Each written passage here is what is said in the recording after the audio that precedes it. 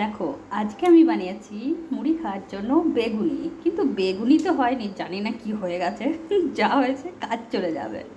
আর সাথে আছে শশা। ব্যাস, ওটা তো হলো সকালের মুড়ি খাওয়ার। তো এবার দুপুরের রান্নাটাও করতে হবে। তাই আমি এদিকে বানাচ্ছি। মশলা তো করেই রেখে দিয়েছি। মশলাটা টমেটো আছে, আদা আছে, জিরে আছে, লঙ্কা আছে, সব একসাথে মিক্স করে, একটু পেঁয়াজ, একটু রসুন, সব একসাথে আছে। তা দেখুন, তেল হয়েই গেছে। তেলে পাঁচফোড়ন আর শুকনো লঙ্কা দিয়ে দিয়েছি। তারপরে আমি এটাকে দিয়ে দেবো। মশলাটা হয়ে যাবে। দেখুন, মাছ ভেজে রেখে দিয়েছি, মাছ ভাজা হয়ে গেছে, ফুলকপি ভাজা হয়ে গেছে।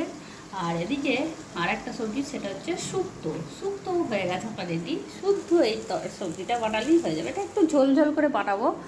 আর আলুটা এর মশলাতেই দেবো, কোনো ভাজা টাজা কিচ্ছু না। শুদ্ধ ওটাকে, মানে এই মশলাটা কষা হয়ে গেলে ওটাকে দিয়ে দেবো। তাহলে যে আলু ভাজবো না, তাহলেই হয়ে যাবে। চলুন এটাকে রেডি করি।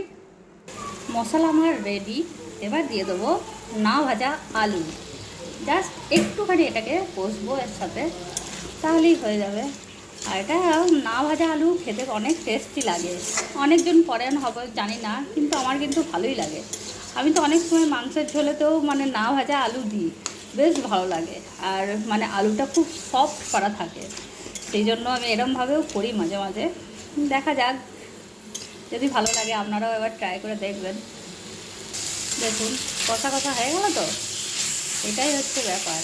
এটাও আলুটাও ভাজা হয়ে গেল, মশলাটা একটু ভালোভাবে কষা হয়ে গেল। তো এবার আমি জলটা ঢেলে দেবো। ব্যাস হয়ে যাবে, তাহলে সিদ্ধ করতে দিয়ে দেবো।